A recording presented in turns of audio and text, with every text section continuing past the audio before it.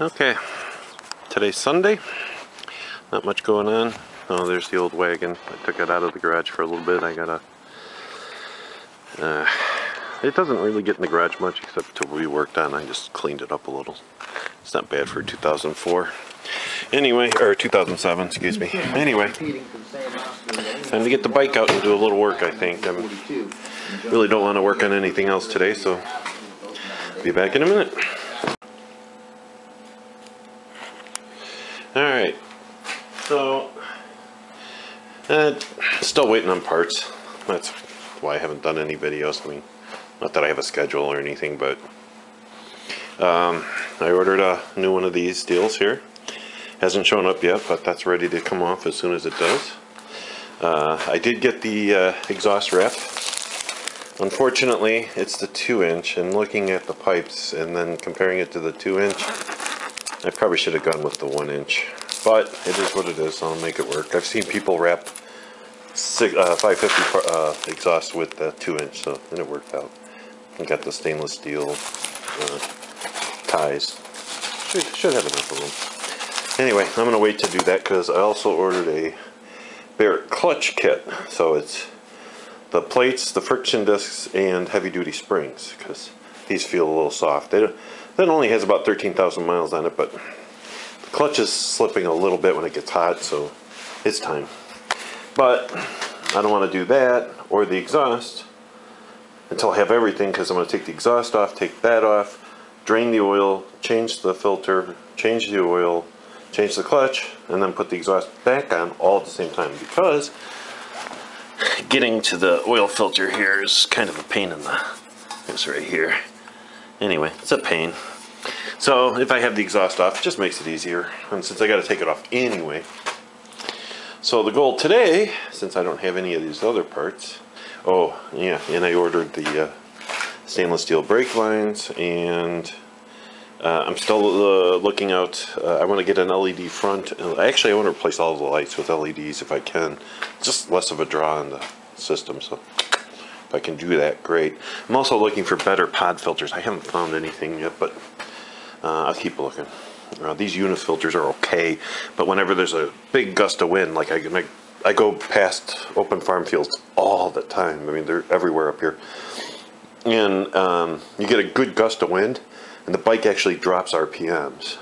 And it's enough to catch you off guard a little bit. Not enough to be dangerous, but anyway, I'm pretty sure it's because the wind is just passing through here and disrupting the airflow. So, because as soon as I get past that, it's fine again. So, you know, it is what it is. So, anyway, today I'm going to see if I can figure out where the leak from the carbs are coming from. So, I'm going to get everything set up, turn on the gas, and see which of the 4 hoses it's dripping from, and that'll tell me which carb it's coming from. And then I'll have to look, see if it's just a stuck float, or maybe the float's got gas in it, maybe it's got a hole in it or something. It'll give me, at least it's a starting point. I need to know, obviously, which one it is. So, that'll be next. Okay, and we have a winner. Winner, winner, chicken dinner. And, oh, James, we got the things. Yeah, it just seems to be that one. This one here. And only when I start the bike. Interesting, huh? Okay, let's... Oh, choke.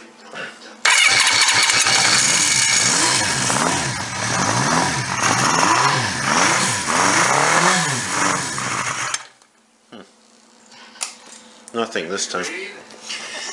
But that's definitely where it's leaking from. So follow it up, figure out which carb it is. Okay, so in these bikes it's easy. Just lift up the seat. I don't have the lock for it. I've never had the key for it, so I just never put the post on here. So there's nothing worse than dropping the seat and having to get at it again. It's not that easy. And then there's a rubber piece you pull off here. Just put the thing back and up it comes. Set it off to the side here.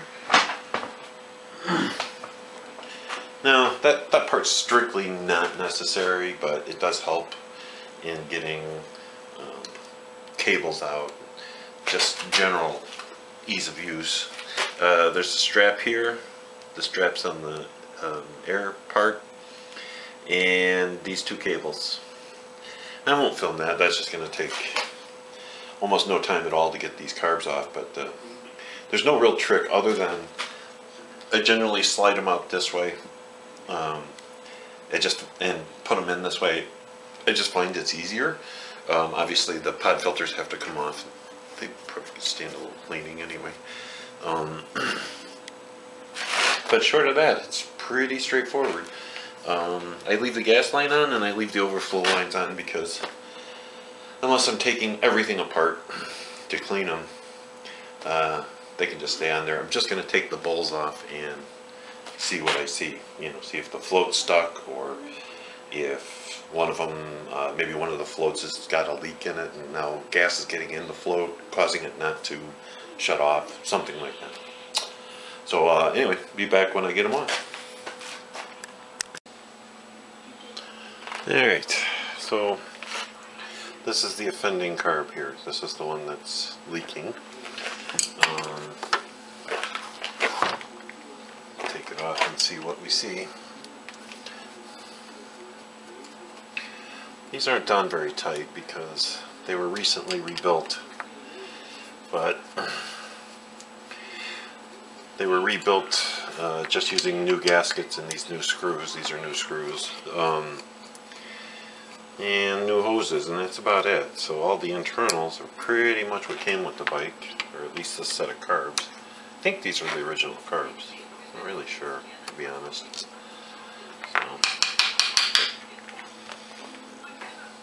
Oh my, that's on there pretty good. There we go. Alright. Well, that's lovely. You can't see it probably. It's all green in there. It's like mildew. Maybe.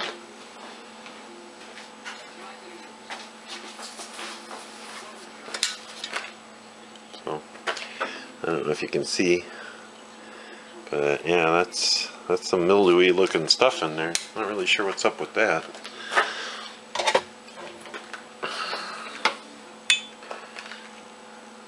They don't seem stuck. Put that on there.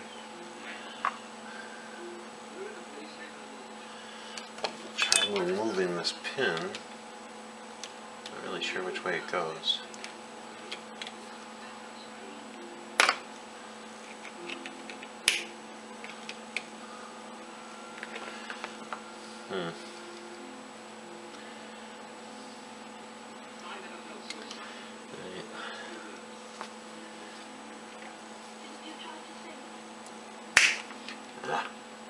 Alright, I'm going to have to muck with this for a few minutes. I'll be back in a minute or two.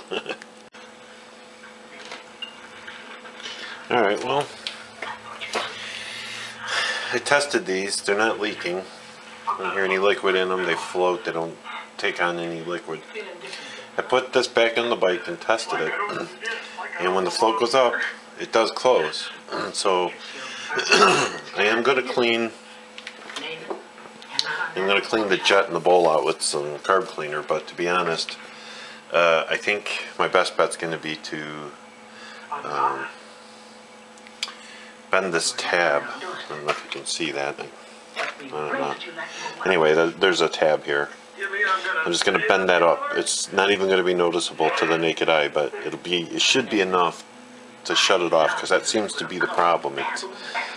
It's like right on the edge, and when you open the throttle, it opens, and it doesn't close enough on the rebound to stop the gas flow. So, whoops, I'm out of picture. I'm sorry about that. Anyway, so this tab here, I'm going to bend that up, and that seems to be the problem. And you give it gas, it drops down, lets gas in, and as it comes up, it's not coming up all the way. So as a result, gas is just flowing on. So I think just doing this tab up a little bit would help.